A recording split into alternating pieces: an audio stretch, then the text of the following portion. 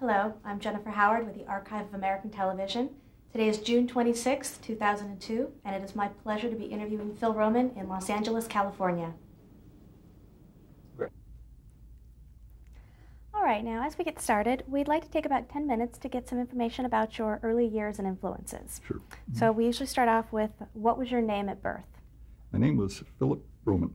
Did you have any nicknames? A lot of them. But,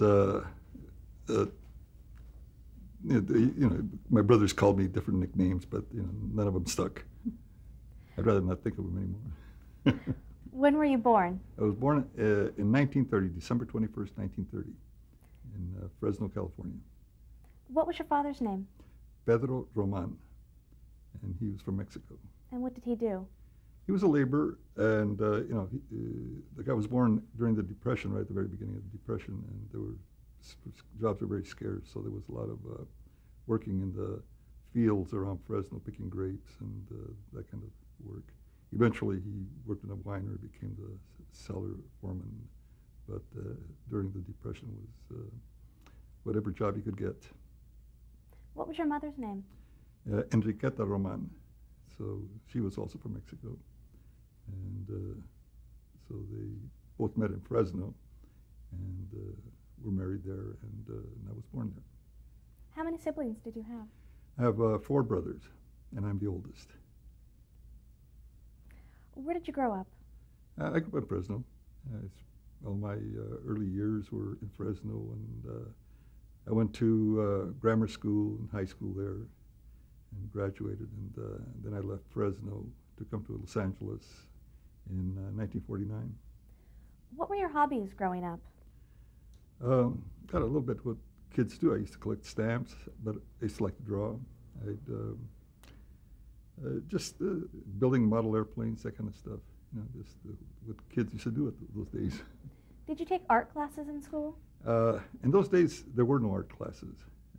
Anything that you wanted to do, you just did it yourself. And what I did, I would go to the art store and buy books on how to draw. And so that was but there were no classes in school or actual art schools like there are now. Now there's a lot of opportunities, but in those days there weren't. And then I also did correspondence courses. In fact, one correspondence course I took was back in Minneapolis, and they had a teacher there. His name was Sparky, who later went on and started his own comic strip, Peanuts, and later I got to work with him, directing the Charlie Brown specials. So it was kind of like a very roundabout, occurrence. And this, of course, being Charles Schulz. Yes. What was the class that you took? Cartooning. Well, really, it was drawing, basic drawing, illustration, and some cartooning.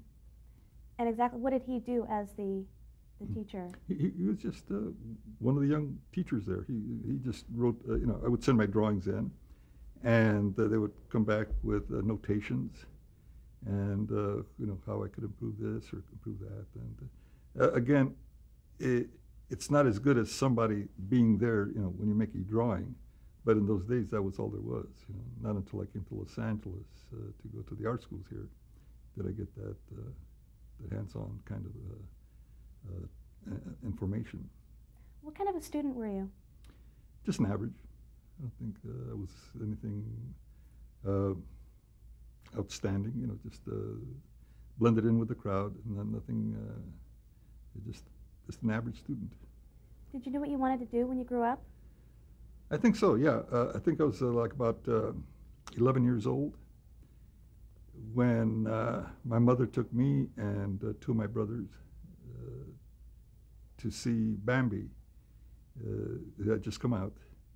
And so we walked from our home in West Fresno to the theater on the other side of town. And we saw this, to me it was magic, this drawings coming to life. You know, they had emotion. There was color. You just love these animals coming to life. And right away I said, you know, that's what I want to do. After that, that's when I started drawing. At first I would just start making drawings of Bambi, and I would draw him on the blackboard, on my binders, and any piece of paper on the sidewalk. I just, you know, and then little by little I started doing other things, and like I said, then I started buying books on how to draw and do this and that, and but my very first influence was Bambi. Did your family encourage your talent? Yes, that's one thing that I think they just saw me enjoying myself making these drawings, and they always thought it was wonderful. I never got any negative reaction from them, but it was always very supportive. Let's talk about your early influences. Did you read comic strips?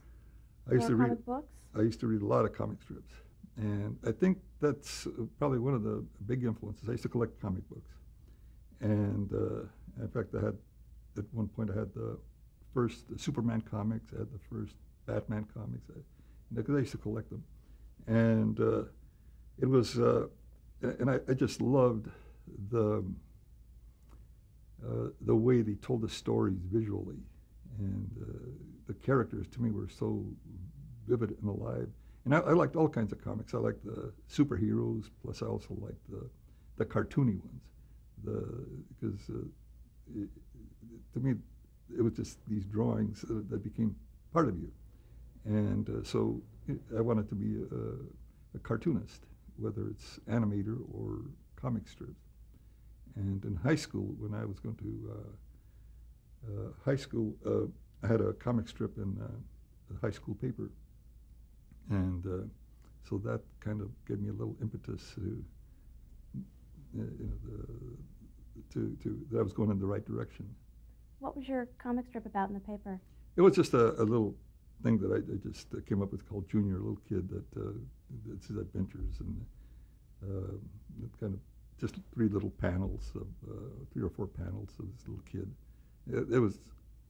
The paper came out once a month, and so I have time to think of a gag and kind of draw it up, but it taught me not only kind of to think ideas like in very simple terms, like in 4 panels, you know, kind of set it up and kind of explain it and deliver the punchline, and keep it simple and tell a story where it's a gag usually, and and also about to deliver on time, because you know there was publication schedules and that kind of stuff.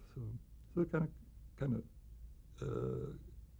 gave me that basic foundation early on. Now, what did you do right after high school? Right after high school, I graduated in '48, and I stayed in Fresno, and I worked at a Warner Brothers theater there in Fresno. And in those days, the studios not only produced the movies, but they distributed them, and then they also had their own theaters. So there was a chain of Warner Brothers theaters, and there was one in Fresno, and it was one of those big palaces that they had in those days, you know, very elaborate, Rococo style. And so I was the doorman.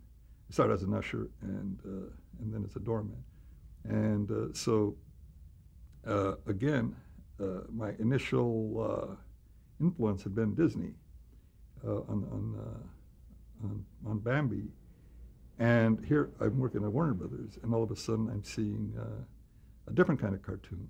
I'm seeing Bugs Bunny and Daffy Duck and all of these, you know, Elmer Fudd and all these other different kind of cartoons. And then I'm seeing the names, you know, Chuck Jones and Benny Washam and Friz Freleng and Bob McKimson and Ken Harris, all these names. And so all of a sudden, it's like I could see who was doing what. I could tell the different styles of anime. And I looked forward to it because every week there was a new cartoon coming on.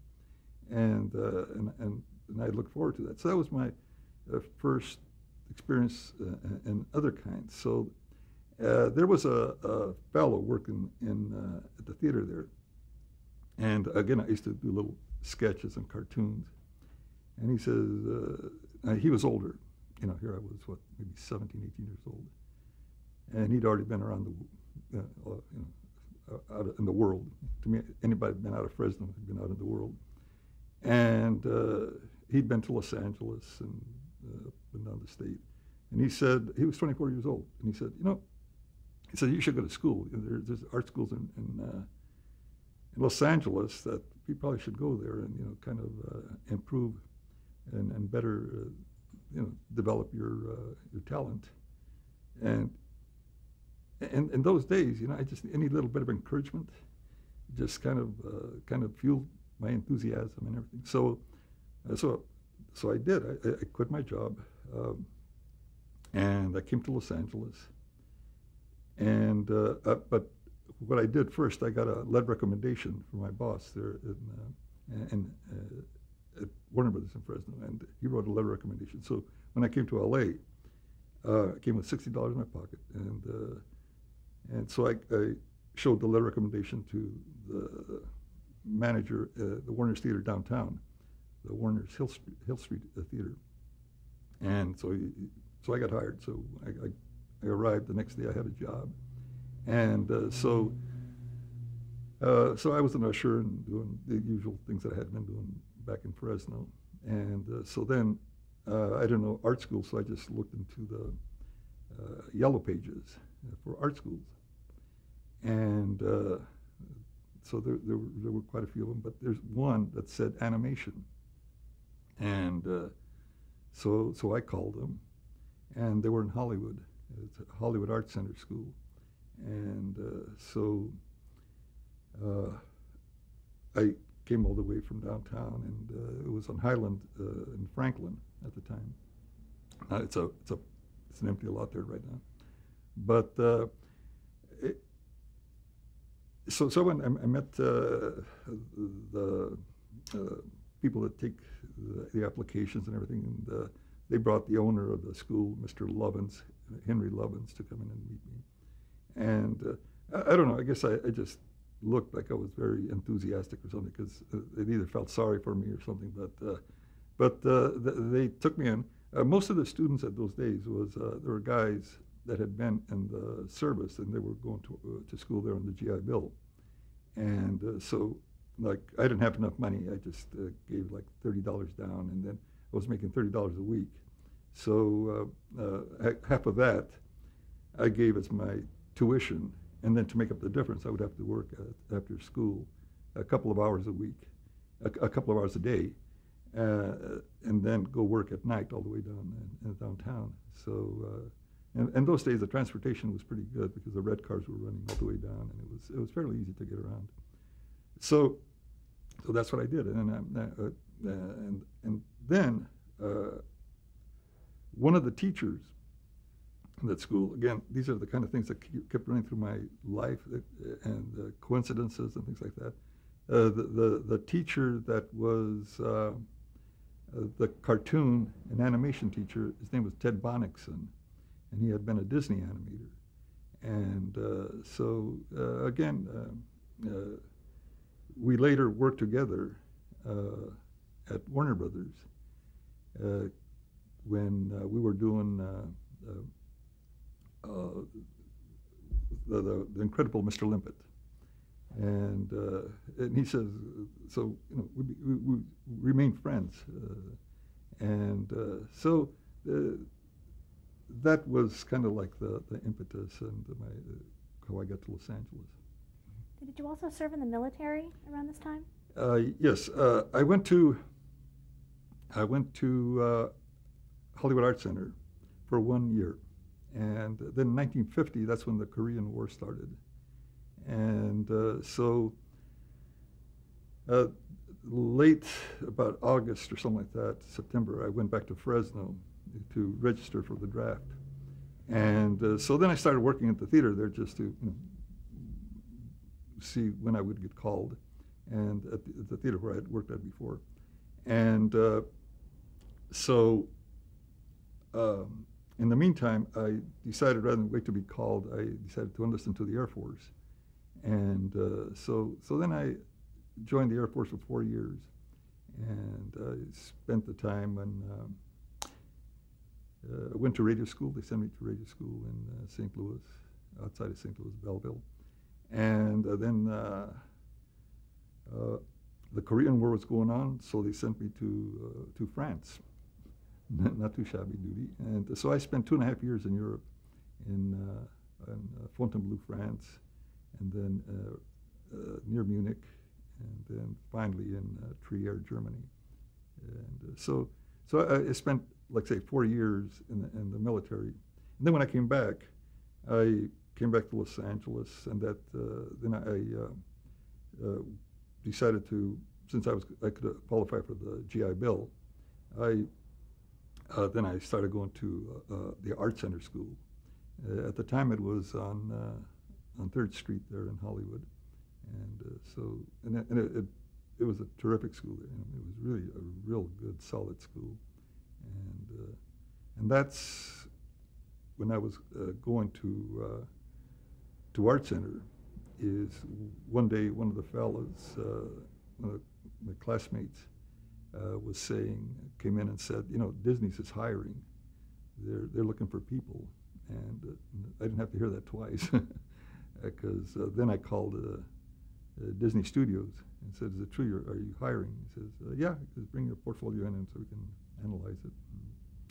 Well, now before we move on to Disney, there's a question we always ask our interviewees. What was the first time that you saw television? First time I saw television?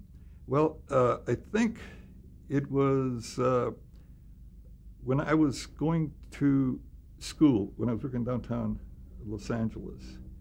And there was a little cafe, kind of like a little, had 3 little stools and, hamburger stand kind of thing. And they had a little black and white TV that was, God, it was, you don't have to go to a theater. You can just, watch it, in a little small screen. It was very impressionable.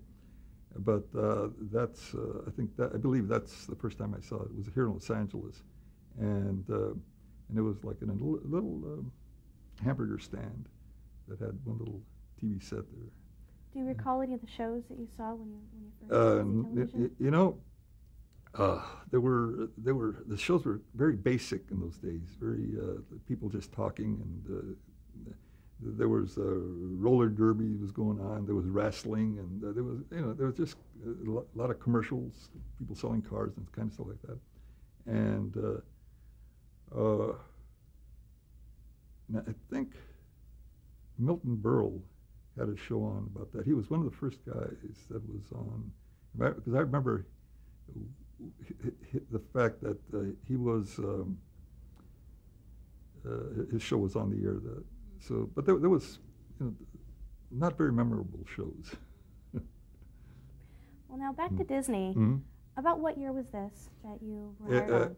It was in 1955, and because I went in, I got my portfolio, and I went in. I talked to Andy Engman, and he was the person that was looking at portfolios, because he had been an animator there at Disney's, and so here I'm walking into Disney. This is the main lot. In those days, it was that's where the animation unit was, and you're walking down Mickey Mouse Drive and Dopey Drive and all this. God, I'm here. This is Disney. And so I walked into their animation building and showed Andy my drawings. He called some people in, and they looked at my portfolio and says, "Fine, if we need you, we'll call you." And said, "Okay, good. It's nice." And the fact they even talked to me, and so then I'm leaving Disney. I'm walking out, looking around, saying, "Gosh, this is probably the last time I'll ever be here, but at least I've been on the lot and everything." So the thing was, I say it was in May, and I was at the time I was living with an aunt of mine in East Los Angeles, and I was getting ready. It was on a Friday, and because I think I'd been to Disney it was probably a Tuesday or a Wednesday, something like that, and on a Friday, I was getting ready to go to Fresno to visit my parents, and I was putting stuff in the car to get going when I heard the phone ringing inside the house, and I ran in to see what it was all about. And it was Disney saying, "Can you start on Monday?" I said, "Of course." I mean, here that they had actually, hired me. That was the big. So driving to Fresno, I think the car was about 6 feet up in the air all the way. I was just floating, and but again, the pay was 99 cents an hour, but I didn't care because I just wanted to be there, and the thing was that it was supposed to be an apprentice, and you have 1 month to prove yourself to see if you can adapt to the way Disney works and animation, because animation can be kind of boring. A lot of people, especially in the beginning stages, doing in-betweens and that kind of stuff, it could be fairly tedious, doing very repetitive. And there's a lot of people that just don't want to adjust to that. They feel too confined. But to me, I didn't care. I just wanted to be there, and I knew once I was there, I could prove myself so I took the job, and sure enough, I passed the 1 month test, and I was assigned to various areas there. And again, television was fairly early then, and there were Disney was starting to get into the television area, and there was the Mickey Mouse Club, and there was the Wonderful World of Disney, and in those days it was on ABC, and ABC was black and white, and later on Disney changed to NBC because they were going to color, but in those days, so we were doing. Like I say, there was Jiminy Cricket things, there were little shorts, there were various little segments for different shows that were on the air. And then I got to work also a little bit on Sleeping Beauty, which was going on at the time. And so I was at Disney's for maybe about 2.5 years, and I got all the way up to assistant animator. Now, what are the responsibilities of assistant animator?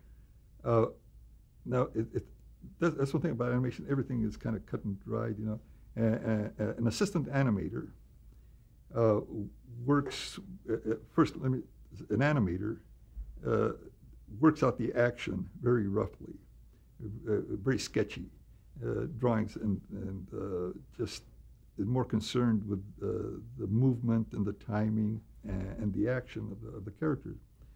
An assistant animator will then get those sketchy drawings and make nice, clean lines, very clean, very on model, so that in those days when they were inked and painted, the inkers would have specific lines to follow, and the painters would have actual lines to, where the paint would fill in.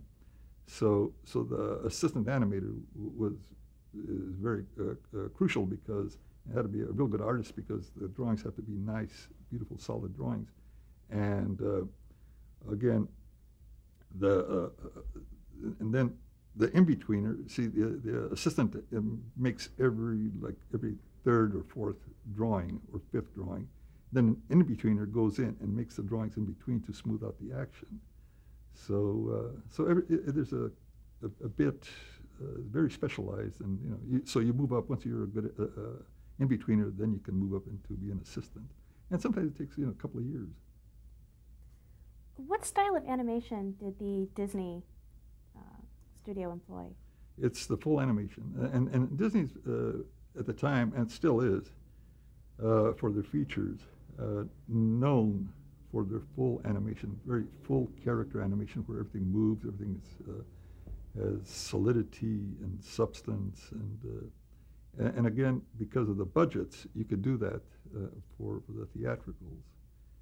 But even for television, they were doing full animation in those days at Disney. Much later, because of the cost, they had to cut down and do the limited animation. But in those days, everything was nice and fully animation. All the characters were very well defined, the actions, the timing was very, very well defined. How were the characters rendered so three-dimensionally? How's that? The characters in the Disney features, especially, there's a very three-dimensional look about them. Yeah, well, see, that's one of the things that Disney was known for, to give them that lifelike feel, the lifelike motions and movements and attitudes, and being animation, you can exaggerate slightly and give it a little bit more attitude, a little bit more life. But now with the computers, they are round, they are, you can get a lot more. But to me, with the computers, I don't think you get the gist of the characters that you can with hand-drawn animation. Were there any rules for drawing a lot of the Disney characters? Oh yeah, absolutely. Every character, there's model sheets that how to draw the character, and there's turnarounds where the character, how you see it from the front, from 3/4, from the back, from the side, and different attitudes, and when they're angry, when they're happy, when they're there's a big range of attitude drawings of all the characters, and so you have a lot of guides to follow, to stay, because what happens in animation is that it is a business that's done with a lot of people. There's men and women in a lot of different backgrounds, and the thing is, when you see the film, it's got to look like it was done by one person. It's got to have that unity of the cohesion of drawing and of style and of timing, and so it's imperative that everybody follows those model sheets and character designs, but there's a lot of checks along the way, pencil tests and those kind of things, where you can see if it's working or if it isn't. Who were some of the other animators that you worked with at Disney? Oh God, there was John Freeman, there was John Art Sibley, there was there were just let's see, all of a sudden Bob Carlson, there was Don. Oh gosh, I'm getting some senior moments here. I warned you about the cobwebs in my brain, but there were, and the thing is that once the animation, the television business blossomed out, a lot of those Disney animators went on and worked at different television studios. Guys like Hal Ambro, George Nicholas, guys like that, Don Lusk, guys like that were great Disney animators who went on and worked on television. So, and because of their great full animation training, their animation and television really stood out. Great. Well, let's stop tape right here. Okay.